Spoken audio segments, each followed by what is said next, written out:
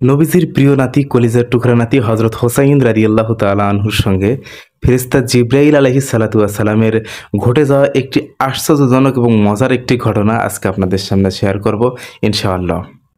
হজরত হোসাইন রাদিয়াল্লাহু তাআলা আনহু নবীজির সাথে দেখা করার জন্য মসজিদে নববীতে গেলেন।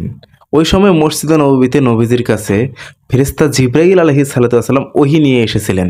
ফেরেশতা জিবরাইল যতগুলো নিয়মে নবীজির কাছে ওহী নিয়ে আসতেন, তার মধ্যে অন্যতম একটি নিয়ম ছিল সাহাবী দাহিয়াতুল কলবি রাদিয়াল্লাহু তাআলা আনহুর রূপ ধারণ করে আসত। ফেরেশতা জিবরাইল সেদিনও সাহাবী দাহিয়াতুল কলবির রূপ ধারণ করে নবীজির কাছে কোরআনের আয়াত নিয়ে এসেছেন। এমন সময় হোসাইন রাদিয়াল্লাহু তাআলা আনহু মসজিদ নববীর ভিতরে ঢুকলেন। হোসাইন মনে করলেন এ তো সাহাবী দাহিয়াতুল কলবি। হোসাইন জানতো না যে এটা ফেরেশতা জিবরাইল। হোসাইন রাদিয়াল্লাহু তাআলা আনহু ছিল ওই সময় ক্ষুধার্ত।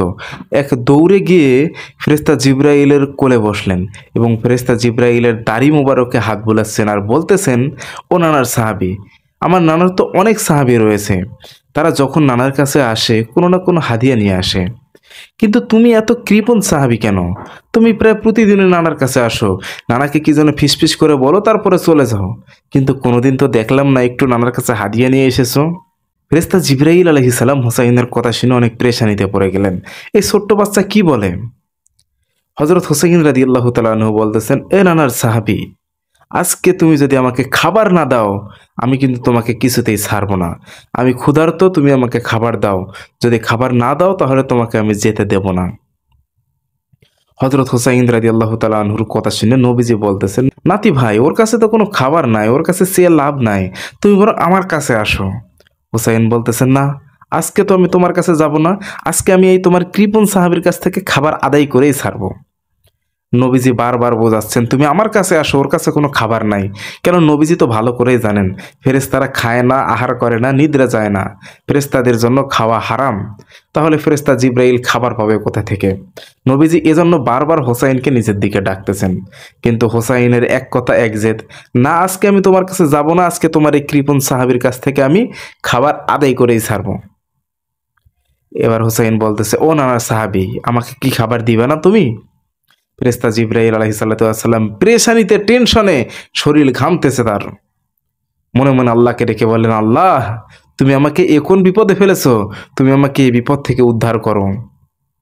আল্লাহ রব্বুল আলামিন ডাক দিয়ে বললেন, জিবরাইল, তুমি ভয় করো না, তোমার কোলে যে বাচ্চাটি বসেছে এটা দুনিয়ার আর 5 জন সাধারণ বাচ্চার মতো না, এই বাচ্চাটি হবে জান্নাতি যুবকদের সর্দার। এতএব এই বাচ্চাটি তোমার কাছে যা চায় তুমি দিয়ে দাও। ফেরেশতা জিবরাইল বলতেছে, আল্লাহ, এ তো খাবার চাই, আমি খাবার পাবো কই? আল্লাহ বলতেছে, জিবরাইল, টেনশন করিও না, তোমার পাঞ্জাবির ডান পকেটে বিসমিল্লাহ বলে হাত দাও, আমি আল্লাহ জান্নাত থেকে এক গোছা আঙ্গুর সেখানে রেখে দিয়েছি। ফেরেশতা জিবরাইল পাঞ্জাবির ডান পকেটে হাত দিয়ে আঙ্গুর বের করে হোসাইনের হাতে দিলেন। হযরত হোসাইন রাদিয়াল্লাহু তাআলা আনহু নবীকে বলতেছেন, নানা, দেখছো তোমার এই সাহাবী কত বড় বেয়াদব সাহাবী, নিজে পকেটের মধ্যে আঙ্গুর নিয়ে বসে আছে। তুমি ক্ষুধার্ত অবস্থায় মসজিদেতে বসে আছো, আমি ক্ষুধার্ত অবস্থায় এখানে আসছি, আর তোমার এই কৃপণ সাহাবী পকেটে আঙ্গুর নিয়ে বসে আছে, আমাদের কাউকে খাবার দেয় না। তোমার এই কৃপণ এবং বেয়াদব সাহাবী যেন তোমার দরবারে আর না আসে। হোসাইনের কথা শুনে নবীজি একটু টেনশনে পড়ে গেলেন, কেননা হোসাইন ফেরেশতা জিবরাইলকে চেনে নাই, না চিনে বেয়াদব এবং কিপটা বলল, আল্লাহ যদি এই কারণে রাগ করে যায়। কিন্তু আল্লাহ রব্বুল আলামিন এই হোসাইনকে এত ভালোবাসেন, আল্লাহ রাগ করলেন না। ফেরেশতা জিবরাইল আঙ্গুরের ঝোপাটা হোসাইনের হাতে দিলেন। হোসাইন আঙ্গুরটা নিয়ে আঙ্গুরগুলোকে 3 ভাগে ভাগ করলেন। এক ভাগ দিলেন জিবরাইলের হাতে, এক ভাগ দিলেন নানার হাতে, এক ভাগ নিজের কাছে রাখলেন। এবার হোসাইন বলতেছে, ও নানার সাহাবী, তুমি তো আমার মুরব্বী, তুমি আমার আগে খাও, নানা খাবে, তুমি খাবে, এরপরে আমি খাবো। হোসাইন রাদিয়াল্লাহু তাআলা আনহুর কথা শুনে নবীজি বলতেছে, তো আরো বিপদ দেখি, ফেরেশতারা তো খায় না, ফেরেশতা খাবে কিভাবে? নবীজি বলতেছে, নাতি ভাই, ওর খাওয়ার কোনো দরকার নাই, বরং তুমি আর আমি 2 জনে ভাগ করে খাই। হোসাইন বলতেছে, না, সে না খেলে তো হবে না, সে আমার মুরব্বী, সে আমাকে খাবার দিয়েছে, তাকে আগে খেতে হবে, সে যদি খায় তারপরে আমি খাবো। ফেরেশতা জিবরাইল আবারও আল্লাহকে ডেকে বলতেছেন, আল্লাহ, এখন বিপদে পড়লাম, এ তো মহা বিপদে পড়লাম, এই আঙ্গুর কি করে খেতে হয় আমি তো জিবরাইল জানি না।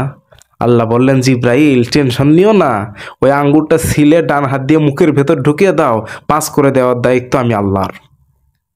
হযরত হুসাইন রাদিয়াল্লাহু তাআলা আনহুর জেদ পালন করতে গিয়ে, তার কথা শুনতে গিয়ে ফেরেশতা জিবরাইল আঙ্গুর ছিলে মুখের ভেতর ঢুকিয়ে দিলেন এবং আঙ্গুর খেয়ে ফেললেন। আল্লাহ রাব্বুল আলামিন ফেরেশতাদের জন্য হারাম করেছেন খাওয়াকে, ঘুমানোকে। সে আল্লাহ রাব্বুল আলামিন ফেরেশতা জিবরাইলকে অনুমতি দিলেন খাওয়ার জন্য, শুধু হুসাইনের জেদ পালন করার জন্য। সেই হুসাইনকে আল্লাহ রাব্বুল আলামিন কি পরিমাণ ভালোবাসতো চিন্তা করেন। এদিকে নবীজি আঙ্গুর খাচ্ছে আর চিন্তা করছে, এই আঙ্গুর ফেরেশতা জিবরাইল পাইল কই? ফেরেশতা জিবরাইলের কাছে তো আঙ্গুর থাকার কথা না, কেননা সে তো খায় না। ফেরেশতা জিবরাইল তখন বলল, হে আল্লাহর রসুল, আপনি কোনো চিন্তা করবেন না, আঙ্গুর পাঠিয়েছেন উপরওয়ালা। উপরে যিনি বসে আছেন, আপনার আমার জীবনের মালিক, তিনি আমার পকেটে কুদরতি আঙ্গুর পাঠিয়ে দিয়েছেন।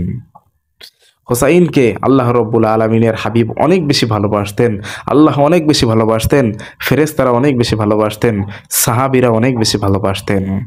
আল্লাহ রব্বুল আলমিন হোসাইনকে কতটা ভালোবাসতেন আরেকটি ছোট্ট ঘটনা আপনাদের বলছি। একদিন নবীজি আমার নামাজরত অবস্থায় আছেন, এমন অবস্থায় তিনি নামাজরত অবস্থায় সেজদায় চলে গেলেন। কোত্থেকে যেন এই হোসাইন দৌড়ে এসে নবীজির পিঠের উপর বসে পড়লেন এবং বলতেছেন, চল ঘোড়া চল, চল ঘোড়া চল। নবীজি সেজদায় থেকে চিন্তা করলেন, হায় হায়, আমার পিঠে তো হোসাইন বসেছে, এখন যদি আমি সেজদা থেকে উঠে যাই তাহলে হোসাইন তো পড়ে গিয়ে ব্যথা পাবে, আর যদি সেজদা থেকে না উঠে যাই, সেজদা যদি লম্বা করি, আল্লাহ রাগ করে বলবে, বন্ধু নাতিকে পেয়ে আমি আল্লাহকে ভুলে গেছো। নবীজি এই দুইটা বিষয় নিয়ে টেনশন করতেছেন। এমন সময় আল্লাহ ডাক দিয়ে বললেন, হাবিব, আপনার পিঠের উপরে যে বালকটি বসেছে, সেই বালকটিকে আমি অনেক বেশি ভালোবাসি। সেই বালকটি আপনার পিঠের উপর চড়ে আপনাকে ঘোড়া বানাইছে, এইটা দেখতে আমি আল্লাহর কাছে অনেক বেশি ভালো লাগতেছে। সেই ছোট্ট বালক হোসাইন রাদিয়াল্লাহু তাআলা আনহু যতক্ষণ স্বেচ্ছায় আপনার পিঠ থেকে নেমে না যায়, ততক্ষণ আপনি সেজদায় পড়ে থাকেন। আমি আল্লাহ অনুমতি দিলাম, আপনি ততক্ষণ সেজদায় পড়ে থাকেন। এই হোসাইন রাদিয়াল্লাহু তাআলা আনহুকে আল্লাহ কত বেশি ভালোবাসত।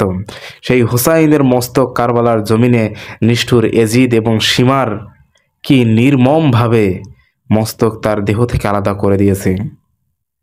জীবনে অনেক সাহাবীর জীবনী পড়েছি, কিন্তু হযরত হোসাইনের জীবনী যখন পড়তে যাই, নিজের চোখের পানি ধরে রাখতে পারি না। যেই হোসাইনকে নবী এত ভালোবাসতো, ফেরেশতারা ভালোবাসতো, সাহাবীরা ভালোবাসতো, আল্লাহ এত বেশি ভালোবাসতো, সেই হোসাইনকে নিষ্ঠুর এজিদ কারবালার জমিনে নৃশংসভাবে শহীদ করে দিয়েছেন। ইতিহাসের এই কুলাঙ্গার এবং নিকৃষ্ট ব্যক্তি এজিদের প্রতি আমাদের সারা জীবন লাঞ্ছনা এবং ধিক্কার থাকবে।